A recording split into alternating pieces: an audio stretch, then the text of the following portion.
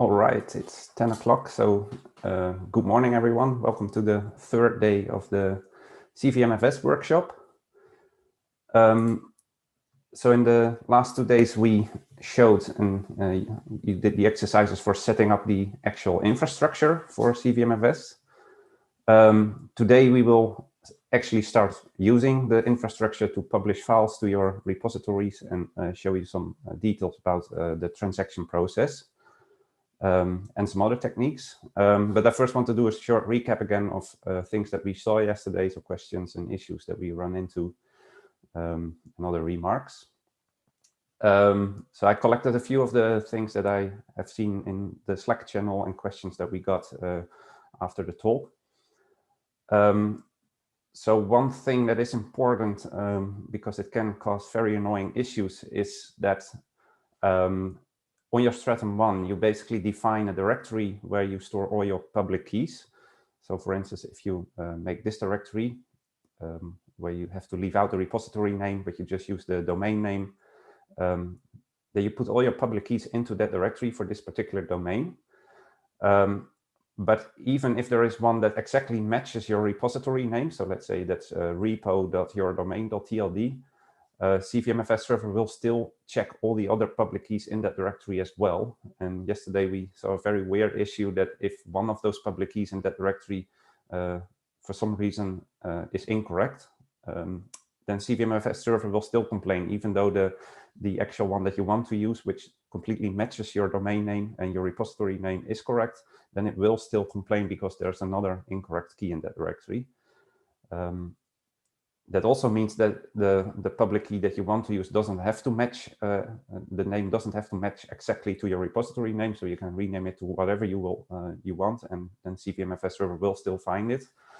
So again, make sure that they're all correct, otherwise you can get weird errors about the whitelist being invalid or similar kind of errors. Another question that we got is if you start with your Stratum 1 not using the Geo API, so by using the workaround that we provide on the tutorial webpage, can you then still later on enable the Geo API, or do you have to redo all the steps from scratch and set up the replica from scratch? That's not necessary. So if you still want to use it later on, you can just request that key and insert it in your server.local file on your configuration.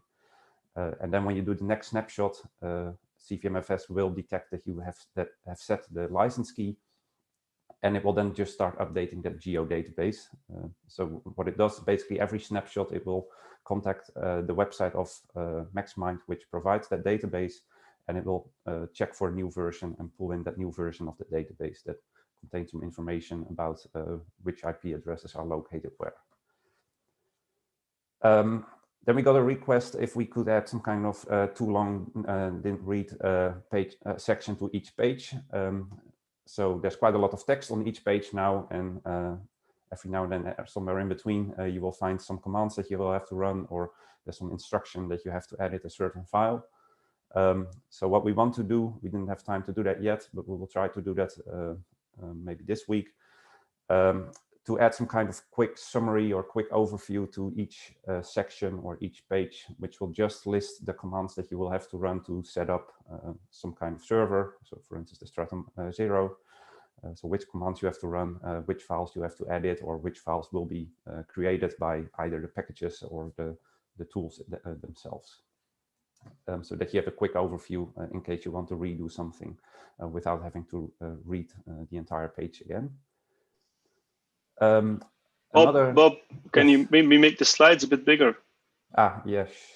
Just make it full screen for now or something. I don't know if that. Yeah, sure. Yeah, that's probably better. I'm not using the terminal anyway. Then there was a question that most of these commands, especially for the server, but also some for the clients, have to be run as root. So there was a question, can you run Cvmfs in user space? Well, for most of the server parts, that's not really possible. For instance, the Stratum 0 and 1 do require some root permissions to change stuff in directories that you don't have access to as a regular user. You also have to edit some configuration files. It also uses tricks with overlays to make the Cvmfs repository writable, so to add a writable overlay on top of the read-only parts. That cannot be done with Singularity, for instance. It is possible to run the server in a Docker container if you want to do that. Then you have to give it full privileges to do whatever you can in that container. So that's possible, but that probably doesn't really help if you want to run this somewhere where you're not root anyway. Then you probably can't use Docker either. But for the client, there are solutions to do this without root permissions. So there's, for instance, Singularity, which can do this for you, which can at least mount your repository inside the container using a fuse mount, which I think Jacob also demonstrated in his talk on Tuesday or Monday. And for instance, in the Easy project, so in the talk that I gave about Easy, I also gave a quick demo of how that works. Then you can just pull in a container, which does need to have some packages installed. But given that they are installed already, you can just let Singularity mount Cvmfs for you in that container, and then you don't need any kind of root permissions on that system. There's an alternative, some kind of wrapper called Cvmfs exec, which can mount Cvmfs in several ways, and it will do several checks on the system you're running this on, and will, for instance, check if you have user namespaces enabled on that system. So that depends on your kernel. And then it has several fallback mechanisms to do the mount for you. And depending on which features are enabled and which ones are not, it can do certain things or cannot do certain things. It even has a full fallback on Singularity. So if all those namespace features are not enabled, it can still use Singularity and basically do what I just explained as well. So use Singularity with the fuse mount option. But if I think user namespaces are enabled and the fuser mount tool is available, then it can mount Cvmfs for you, even at /Cvmfs, meaning that you can just mount Cvmfs, for instance, inside a cluster job and just mount it as a regular user for your job only. There are still some things there that you have to take into account, for instance, with respect to caches, etc., but it is possible. And the final thing, which was, I think, mentioned on Slack. So at some point in the instructions, we say at the end, run this command stat -v to make sure that your connection uses the proxy and connects to the stratum, the right stratum 1. In order to run that, you have to be sure that your repository is mounted. So if you run it, you might get an error saying that the repository is not mounted, and then you just have to do an ls on your repository or do a cvmfs config probe or whatever other command that just accesses the repository, because whenever you access it in some way, it will automatically mount the repository, and then you should be able to run this command. I think that covered most of the things that we've seen yesterday. So unless there are still other questions, I will continue with today's section. So if you have a question now, just raise your hand. I don't see any questions, so then I'll continue. There was one other question which I will cover later on. I saw some discussions about how long it takes if you ingest new files, how long it takes before they show up on the clients, which I will cover in the next section because that's about publishing anyway. So today I will show you how to do actual transactions. You've already done that basically in the first session because you already added a file to your repository. So I will explain that a little bit more. I will show you how to easily ingest large tarballs. For instance, if you have a build machine where you build lots of software and you want to ingest it all in one go, there's an easy way that you can just tar up everything on the build machine, copy over the tarball to your stratum 0, and then just without extracting that entire tarball again and adding it to the repository, there's an easy command that you can just give a tarball and then it will automatically ingest it for you, which is also a bit more efficient than untarring it yourself. Yesterday there was already a question about tags and snapshots and revisions. So I will say a little bit more about this and how to do actual rollbacks so that you can go back to previous versions of the repository. Finally, a very important aspect is the catalogs that Cvmfs uses to store all the metadata. So by default, at the beginning, you just have one big catalog which stores everything about your repository, which can become very inefficient at some point if you store too many things in your repository. That's where you can make nested catalogs. So I will also explain that. And then again, you can work on an exercise.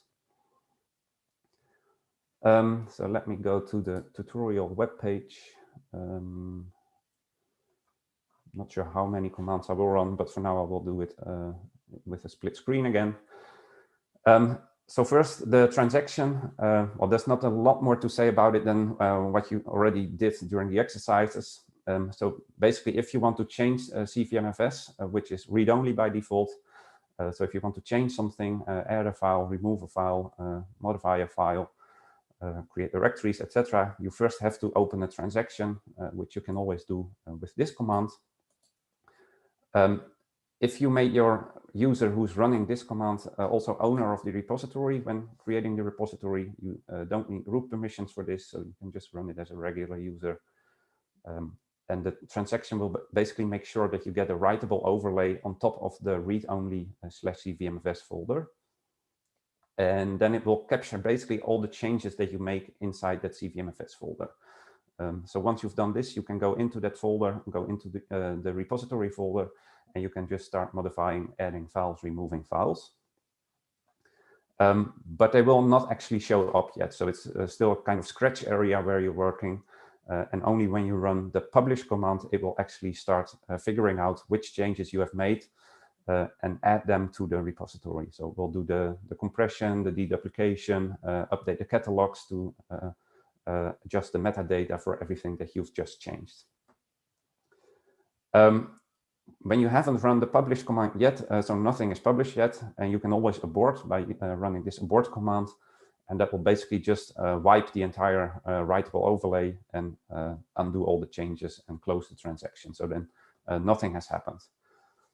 That can also be useful if you just want to test something. If that really works, then you can just play around in your repository and see what it actually does. And then if you're not happy with it, just abort it, and nothing will be changed. Well, that's basically everything about the transaction. So then the tarbles. So already mentioned, sometimes you want to ingest just a large bunch of files or directories, and then it's sometimes easier to just take a tarball and ingest that to the repository. You can, of course, start a transaction and unpack the tarball yourself. But again, this should be a bit more efficient if you use the ingest functionality. So how does that work? Same kind of command. So again, cvmfs_server, which basically does everything on the server. Then the ingest subcommand, and then you have to provide it with two arguments. First, the name of the tarball, of course. So that's the -t here, and the name of your tarball. And this shouldn't be a compressed tarball. I will get back to that in a bit, but here I will assume that it's not compressed. And you have to, of course, provide the name of the repository over here. Bit of a weird order here, probably better to turn this around, but this is the name of the repository, and the -b basically says where you want to ingest this to. So it should be a relative path in your repository. So in this case, what it will do, it will extract this tarball in /cvmfs/ your repository name /some/path. So that's where everything will end up. Important remark here, don't prefix this with a slash, so then you will get an error, as I've seen before.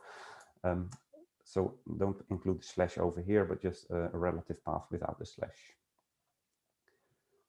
So this is where it will go then. In all the versions of Cvmfs, you couldn't do this to the root folder. So if you want to ingest something to the root folder, that wasn't possible. But if you have a recent version, the latest one, 2.8.0, you can also pass a slash to the -b option, and then it will just extract it to the root folder. Well, often your tarball is probably compressed. So how do you do this for compressed tarball? Well, you first have to basically use the right tool to decompress it and make it a regular tarball. So for instance, if it's a gzip tarball, you can use the gunzip tool and then use the -c to basically unzip to the standard out, and then just pipe that to the Cvm-FS server ingest tool. And then instead of passing it the name of the tarball, you just add a dash here, which means that it will read it in from standard in. Other than that, it just works in the same way. So then the tags. Basically, every publish operation that you do, you can assign a tag to that.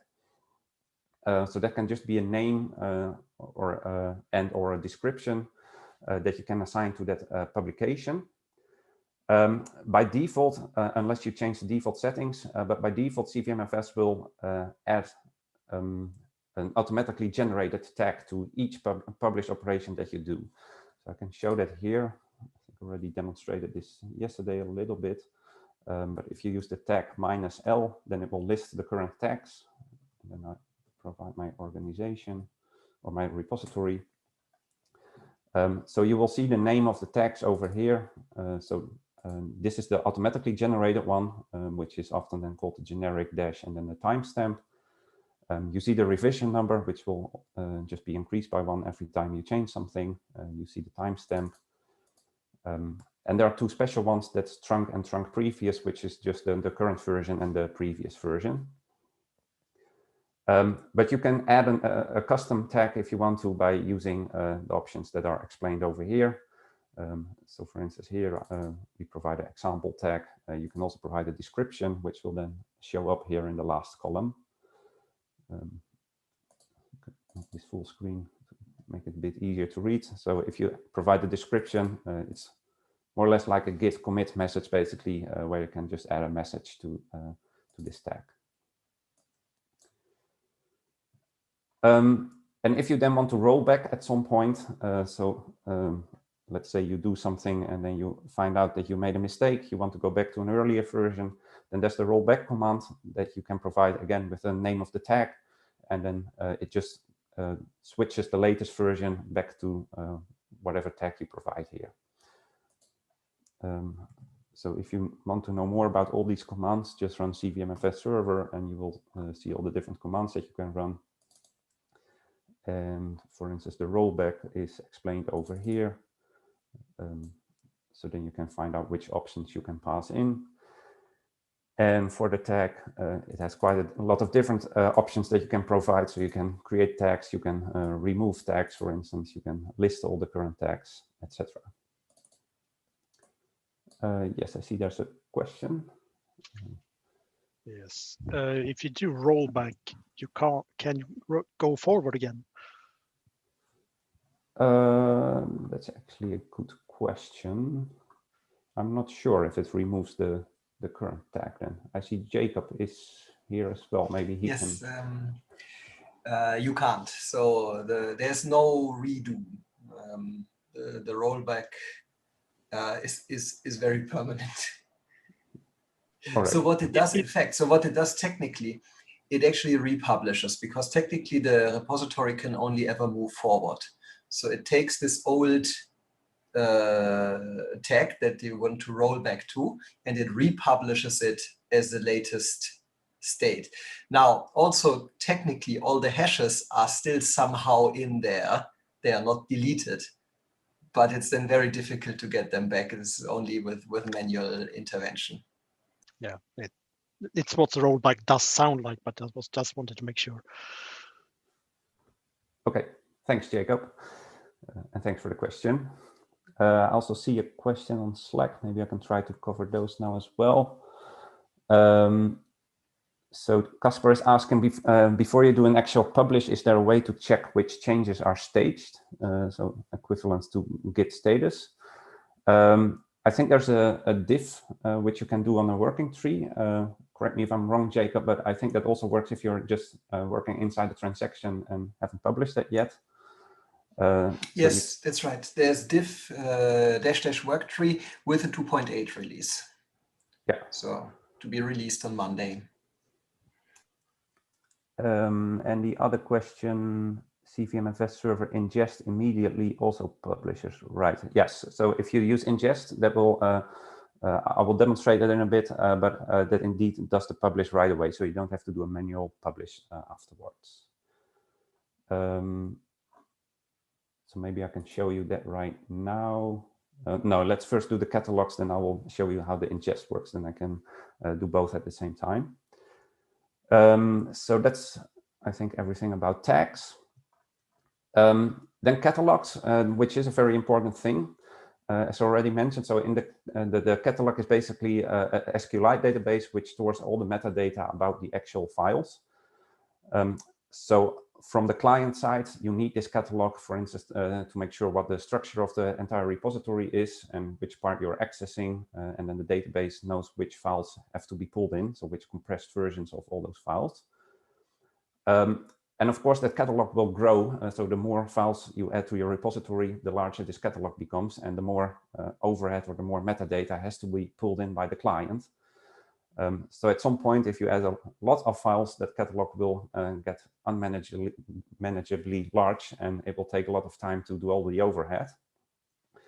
So that's where nested catalogs come in. Then you can basically make catalogs per subtree of your repository, where it's important that you make that catalog in such a way that, for instance, files that you often access together, so let's say an entire software installation for one particular application, then you probably need most of those files in that directory at the same time, so that you make catalogs per software installation, for instance, or for any other kind of directory structure that you often access together. Now, there are some recommendations about catalogs. So in principle, you should stick to these rules. So each catalog should have more than 1,000 files, otherwise they will get too small and you get another kind of overhead. But they should contain less than 200,000 entries, so files or directories. And there are several ways to do this, which I will come to now. First, how does it look like if you ignore this? Then at some point when you start doing publications, so when you run Cvmfs publish, you will see such a kind of error. Let's make this full screen. Zoom in a little bit. So then the publish operation will give you a warning saying, hey, your root catalog, so the one stored at the root folder, contains more than 200,000 entries, and it also shows the actual number here. So then it really warns you that you should do something about it. Otherwise, you will notice this in the performance. If you do use nested catalogs already, and some of the nested catalogs exceed this limit, then I think the warning only shows up at 500,000 files. So then instead of 200,000, you will see it a little bit later. So how to make these nested catalogs? So there are a few different ways. First one is that I don't think we discussed that one here, but you can do let Cvmfs do it automatically for you. So then it will just make them with some assumptions. But there are two ways to do it more manually, because often you will probably know which files belong together. So it, for instance, again, makes sense to make one catalog per software installation. So you can do that by making these files yourself. What you basically have to do then is touch this file inside the directory where you want to make the nested catalog. So it can just be an empty file, but this is an indication for the Cvmfs server command that in that directory you want to have a nested catalog, or for that directory and everything beneath it. So the entire subtree will then get one catalog. And you can nest these in whatever way you want. So you can put one in the root folder, you can put one in one directory below that, and again, for all the subdirectories in there, you can add even more. So in whatever directory you put such a file, then everything below it until it reaches another level where it finds such a file. But for everything, it will create these nested catalogs. So you can just open a transaction yourself, touch the file in the locations where you want to make these catalogs, and do the actual transaction, or the publish, I mean. And when you do the publish command, Cvmfs will search for these files and generate the catalogs for you. Then from the client, if you, for instance, access the root folder, it will only retrieve the root catalog. But once you go into the directory structure for basically every level where a nested catalog has to be used, it will pull in that nested catalog. But that means that at least the root catalog, for instance, can already be much smaller, and depending on what files you access, it will retrieve the additional ones for you. Well, this might sound easy, but at some point, of course, you have so many files, then you also might lose the overview yourself, where you have to create these files, unless you come up with some smart script, for instance, or a hook, for instance, that you can use to make those files. But an alternative is to make a Cvm-FS dir tab file, which is basically a text file which specifies in which directories you want to create these nested catalogs. And that's all just relative paths inside your repository. So this is an example that shows a structure of a repository, so, probably a quite typical software tree on the HPC cluster. So you have the software and the modules folder with applications over here. And inside the application folders, you have the version folders. And inside those folders, you have actual software installations for that particular version. And in the same way, you have these module folders and then just one level less with the actual module files. So if you want to create nested catalogs for this, as I mentioned before, you probably want one catalog for this version, you want one catalog for that version, etc. One for that one for that one. And for instance, you could make one for the entire software folder. So in this case, there are only 2 applications, then it doesn't really make sense. If you make a nested catalog here, then there's basically only 2 entries in it. But assuming you're going to add lots more applications in here, you could make a nested catalog inside the software folder as well. And you could make one in the modules folder, which will just take up all the module files and module directories in here. Depending again, of course, on how many apps and versions you have, but probably that's good enough. So how can you do it? Well, you don't have to specify all the directories individually. You can use these wildcards, which make things very easy. So then you can, for instance, here say, I want one catalog for each folder and each subdirectory, or for each subdirectory of every directory in my software directory. So that means you will get one for this. So this is 2 levels deeper from the software directory. So that's where the 2 wildcards point to. So now you get one for every software installation, and then we also make one for the entire software directory itself, assuming that there will be more than 2 applications in here. In the same way, we also want one nested catalog for all the modules. So you get one for all the folders here and all their files in that directory. And you have to make quite a lot of software installations before you actually exceed 200,000 here, but then you can even start splitting this one up if you want to. One remark here, so with the Cvm-FS ingest command, you didn't have to use this this leading slash here. For the dir tab, I think you have to use it. So that's a little bit different, but something to remember. And one other thing, which I think I didn't mention here, you can also use exclamation marks to exclude something. So if you don't want to have a nested catalog for something that you did specify here, you can also exclude something. Well, for most cases, this will work fine. And of course, at some point, you may have to add customized entries in this file as well. So for instance, let's say you have a software installation which is extremely large with lots of files because well, it has some kind of subdirectory with lots of examples or libraries or whatever. Then of course you can add individual lines here. Let's say I want to have one more for my software and let's say every MATLAB installation, for instance, if that would have lots of files. If MATLAB has a subdirectory with lots of files for which you want to make an additional nested catalog, you can just add that line here as well. Or you can even combine this method with the previous one. So you can also still add manually created files with this name, so this .cvm-fs catalog.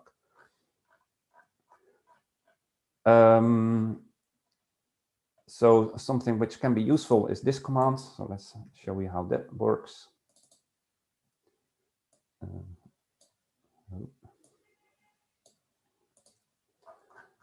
So I'll run this on my server. That will just show you all the catalogs that you have. Well, at this point, it doesn't do anything yet because I only have one catalog. but I can show you what happens if I'm going to add more. First, we'll show you the ingest command, what I did this morning, because it takes quite a bit to ingest this tarball. I prepared a tarball, just a dummy tarball. I can show you how that looks like. To my Stratum 1 with lots of dummy software installations and dummy directories and files in here. So just empty text files, basically, or almost empty text files with just one number in it. But just to make sure that I'm going to exceed the limit of my catalog. So there are lots of files in that, those directories. So I'm not going through it all now. But I just ingested that this morning. That took about, I think, 10 minutes or so. So I used this command, as demonstrated on that page, to ingest it. And I ingest it to a software folder in my repository. So that's going to take the tarball and, well, you get all these dots as some kind of progress marker that it's chewing on the tarball. But at some point it will say, okay, waiting for upload of the files, committing the new catalogs. And then you will see this warning over here that I showed you on the page already. Because my tarball added like 500,000 files, it's going to warn me that this catalog now has too many entries, so that I should split it up. But nevertheless, it will just publish this, this tarball. So then you have to basically sync the Stratum 1. So assuming you have a cron job set up, you don't have to do anything, just wait for a bit. But you can, of course, also do a manual snapshot on your Stratum 1. So that's what I did here. So it's going to replicate, and you will see that it has to pull in quite a bit of files. And also this took, I don't know, also again, like 5 to 10 minutes or so. Because there are, of course, quite a lot of changes in the repository. But after that's done, it will show up on the client. So now on the client, I can browse through my repository and go into that software directory. So there's dummy 1.0, and then in share, I think I added all those directories where I can just go into one of them. And in each directory, I think there are 500 files or so, which all have, if I'm correct, just a number in them. So just the name of the directory and the file, which means they are not the same. Otherwise, Cvmfs would have been smart and deduplicate all the files if they are empty, for instance, or contain the same contents. And then it would have been quicker, probably. That also brings me to another question that was raised yesterday on Slack. How long does it actually take before files show up on the client after you ingest them? Which can vary, of course, but there are several layers in between that have to be synchronized, basically. So first you have to ingest it on the actual Stratum 0. That can take a while, but after that's done, first the Stratum 0 has to pull in all those changes.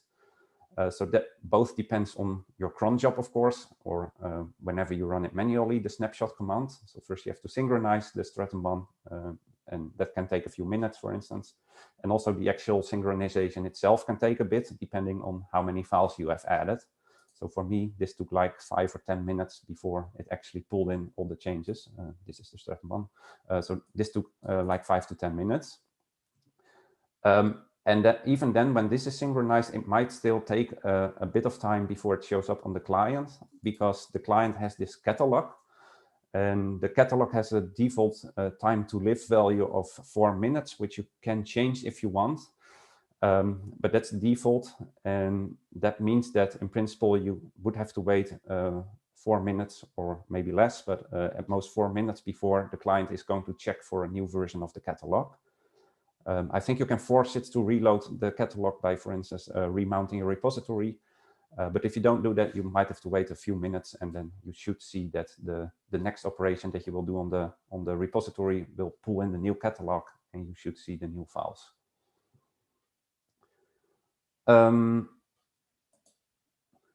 Let's go back here. So assume that I now want to fix my catalogs. I can either go into my repository. So first I have to open a transaction. And now I can go into my repository, and I can either start creating the dir tab file here, or I can go into the software directory over here and manually change or add all the Cvmfs catalog files. So if I just want to make a dir tab I'm just going to add a file here, and I have to tell it that I want to add this for the software directory and then the right subdirectories. I'm not completely sure what the layout is again, so let's check that. So there's software, then there's dummy and the versions. So I want dummy and the versions. So now I basically get one per installation, which might be enough. I'm not sure anymore how many files I added inside those directories, but let's just first try this and see what happens. So commit this file. I have to run a publish on my repo.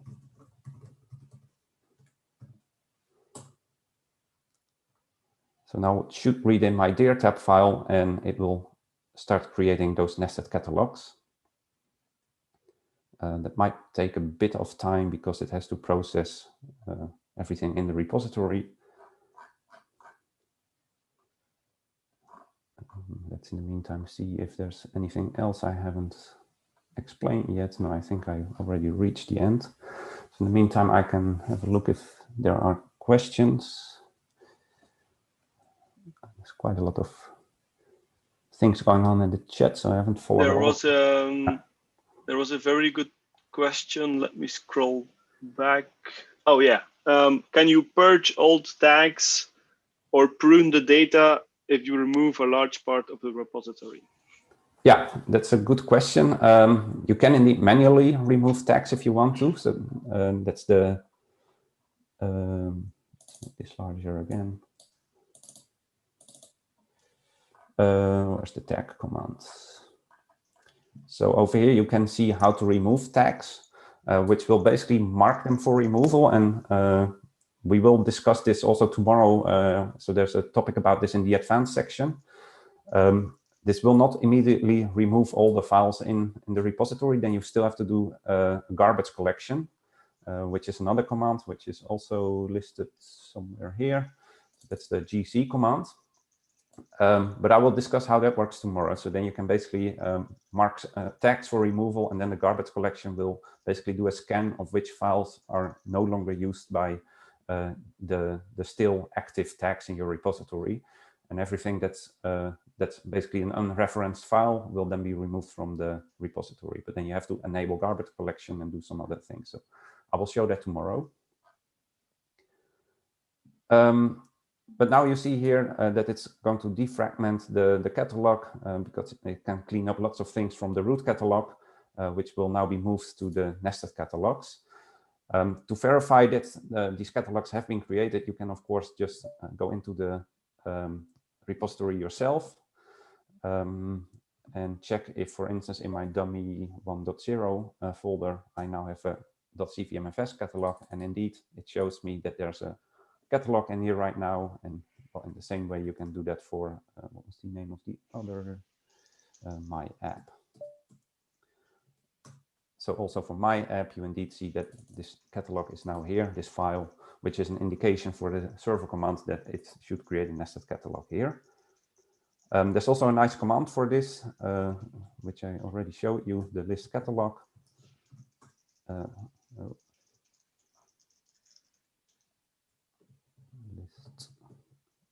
Catalogues, sorry, typo. So this shows it in a bit more graphical output where these catalogs are located.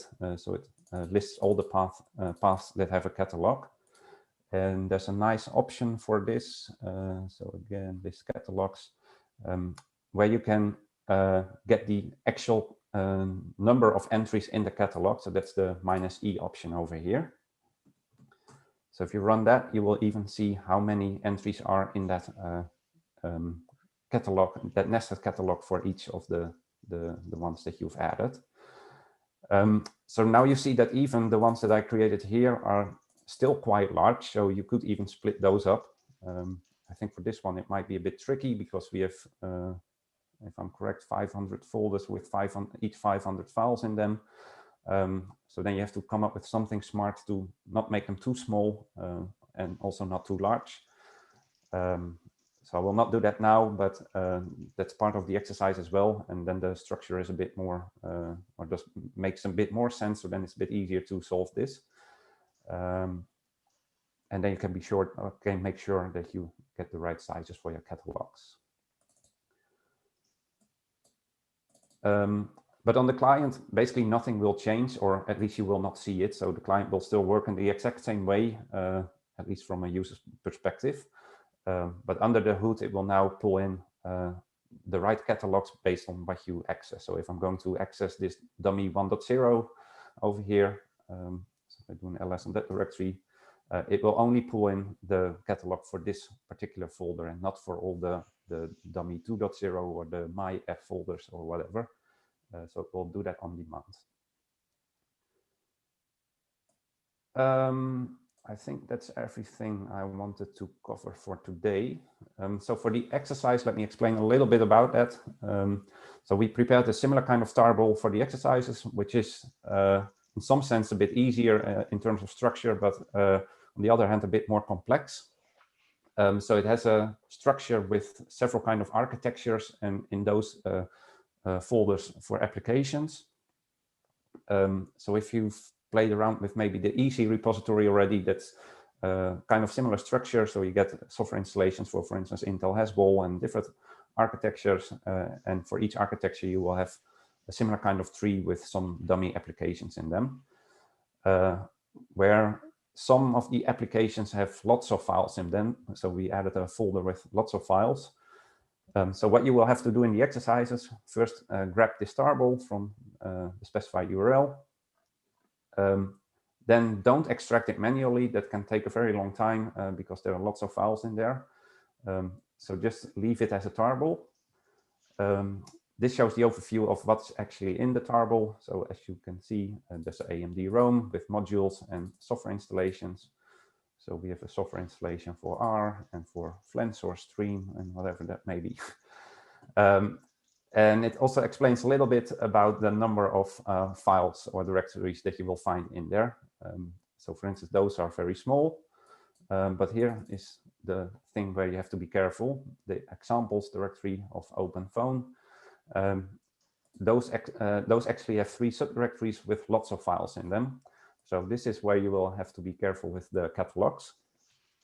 And then the same thing for 2 other processors, so an ARM processor and an Intel Haswell processor with the exact same structure as the other one. So what you're going to do in the exercises is first ingest the tarball using the ingest subcommand into a directory called easybuild.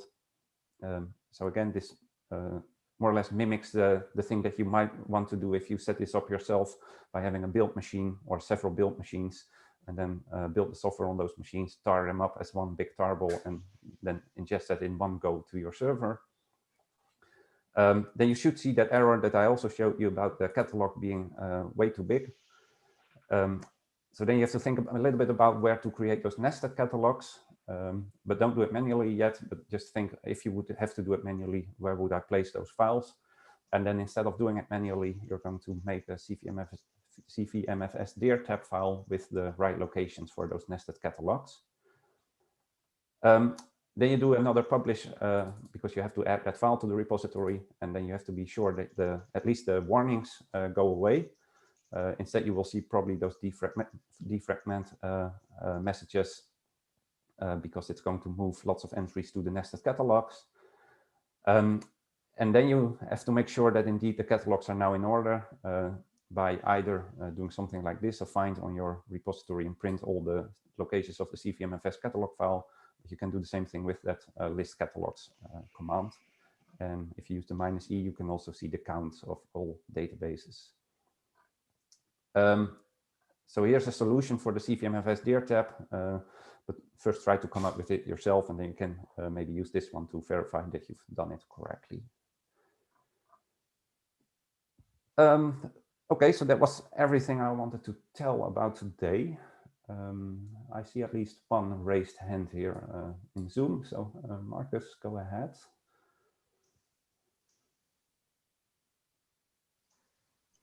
I'm sorry, I was muted.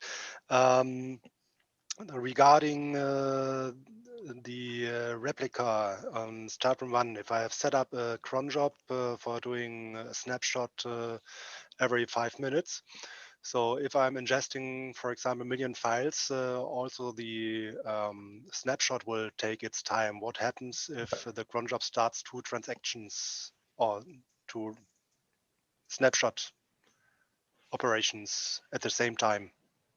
I think it will detect that a snapshot is already running, and then it will just skip it and do nothing. So it will not cause any issues. Okay, perfect. So even if a snapshot can indeed even take several hours, I mean, in this case, it should go quite fast because both VMs are running very close to each other. But in practice, you might have a Stratum one in Europe and one in the United States, for instance, and then indeed a very large transaction can take hours or maybe even days if it's an initial snapshot, which consists of several terabytes of software. But that just works fine. So then it will just take a very long time, but that should just work. Okay, perfect. Thanks.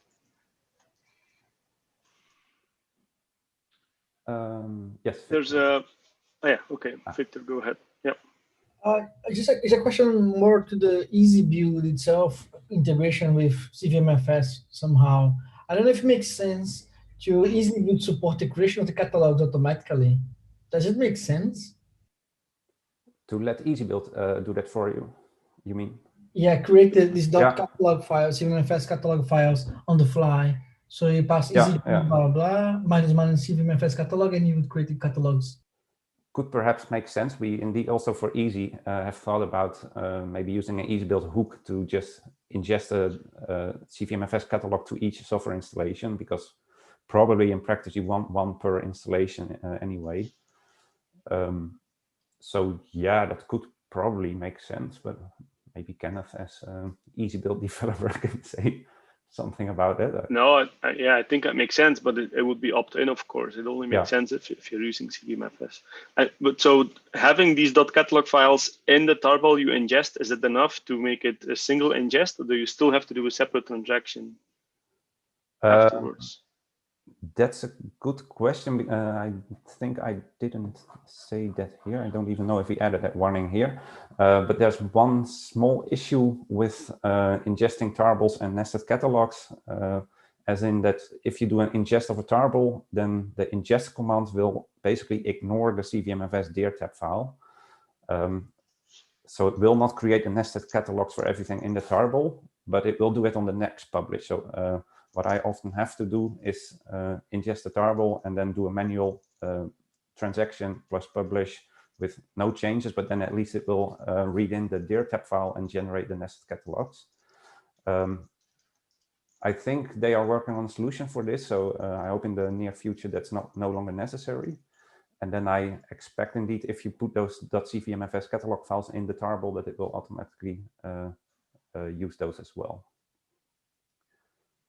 But yes, again, I think it makes perfect sense if you would let EasyBuild create those files for you, or do it in some other manual way or with a hook. And to be clear about these .catalog files, .cvmfs catalog files, they're just markers, right? Where a catalog should be created, but they remain empty. So it's not like Cvmfs puts the catalog in there. That's all internal. It's not an actual catalog itself, indeed. So I can show you also on the client side when you see those files.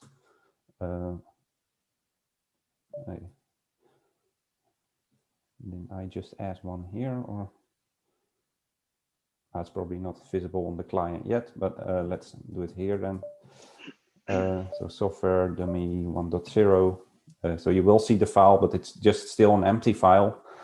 So it's not that this is the catalog itself, but indeed it's just a kind of marker which says for this subtree I want to have a nested catalog. And if you ever want to get rid of it, you can also just again delete this file, and then it will basically merge it back into a higher level catalog. So the reason you have to do the two-step thing with the nested catalogs is because on ingest it's creating the markers, but it's not actually creating the catalog. So that's why you need a second transaction. Yeah. Yeah. Okay. So yeah, it sounds like something that could be fixed in Cvmfs itself. There was another question by True. is there a way to clone a repository of a given tag to archive it forever? So I guess similar to what Git archive can do. So make a full copy of everything of a specific tag, and I guess for backup reasons, or thinking like this. I'm not aware that something like that exists. So let's take a look here, but I don't think there's some kind of export command, or so there's a tag which cannot do that. And that's just tagging the. No, as far as I'm aware of, that's not possible. And I think the question is actually not to create a separate tarball, but to make sure that a tag remains there forever. So whatever the state of the repository was then, that you can never lose it. So it's some kind of archive, but that actually sticks to the repository itself. So that may be a good feature request to take up with Jakob. He's no longer in the call now, but so maybe that's something to take up with them via their Jira or their Mattermost. And I noticed they also have a new forum setup. What's it called? They don't call it a forum. But this is a Discord. So you can jump into their Discord and ask there if this is possible, or if it's a good idea to add something like this.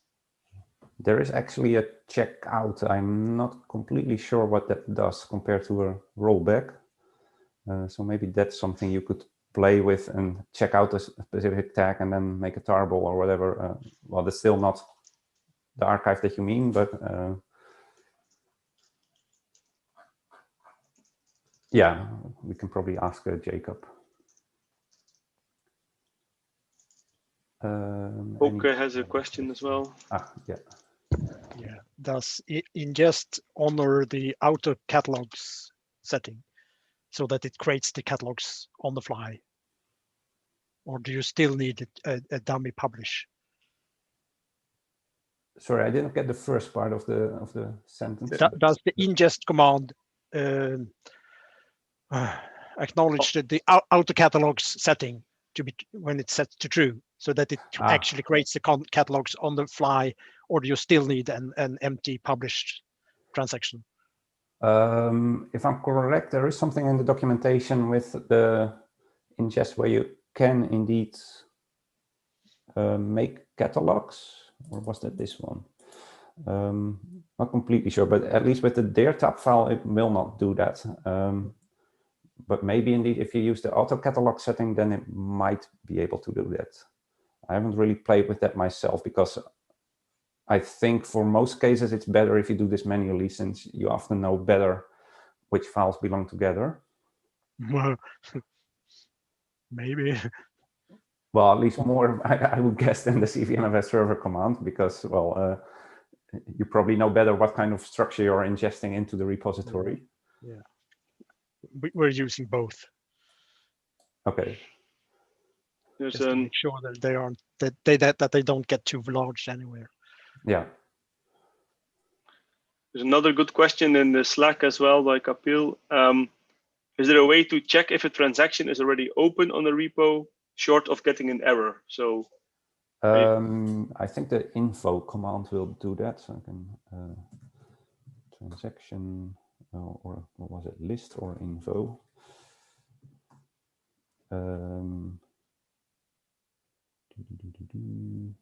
Here it doesn't say. No, it doesn't. There's no way to check. You just have to try, or Cvmfs info doesn't tell you. It's list. So list shows in transaction. Yeah.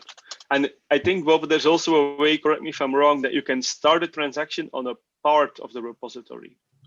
You can give it a path and say, I'm only going to make changes to this specific part of the repository. But maybe is that the gateway stuff, or can you do that straight on Stratum 1? That's definitely with the gateway, indeed. Can you do that with a regular transaction?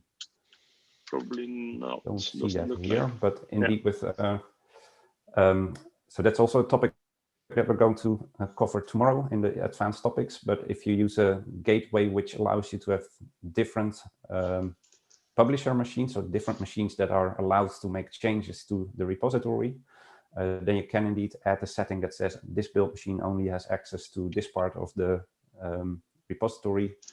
And then you can even have multiple transactions running at the same time, as long as they don't overlap in whatever they have access to.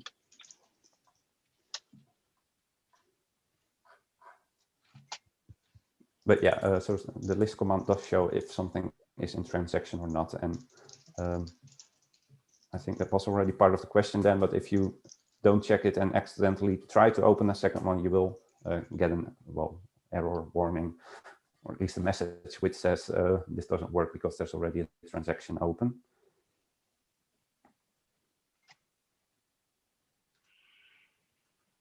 Okay. A more practical question maybe by Jörg: how long will we have access to the VMs? So we will keep the VMs running until tomorrow evening. So we plan to wrap everything up before the weekend. So around 8 p.m. European time tomorrow evening, we will kill everything that's still running and close the account. So until then, you can play around.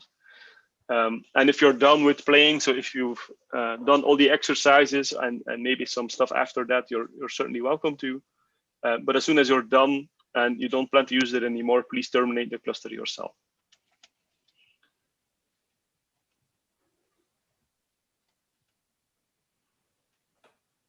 Okay, I don't see any more questions.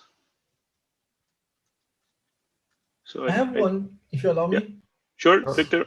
So it's about this balance between the number of catalogs and number of files in the catalog, right? It sounds like to be a difference between the size of the message versus multiple messages, right? So is it because you can parallelize the importing of the MySQL or the SQL SQLite database, or is it because it takes forever to read files? And this limit of 200,000, where it comes from? It's empirical? Or? I think that's related to, let's say you have one extremely large database for basically your entire repository. So on the client side, you kind of have some kind of virtual file system. So the files are not actually there, but when you access a file in /Cvmfs /whatever, it will basically translate that path to the compressed file that it needs. And for that, it has to run queries on that database saying, okay, I'm accessing this file. What is the actual compressed file name? So all the compressed file names have a file name consisting of the hash of the file. And then it has to pull in those files on the fly from your proxy or Stratum 1.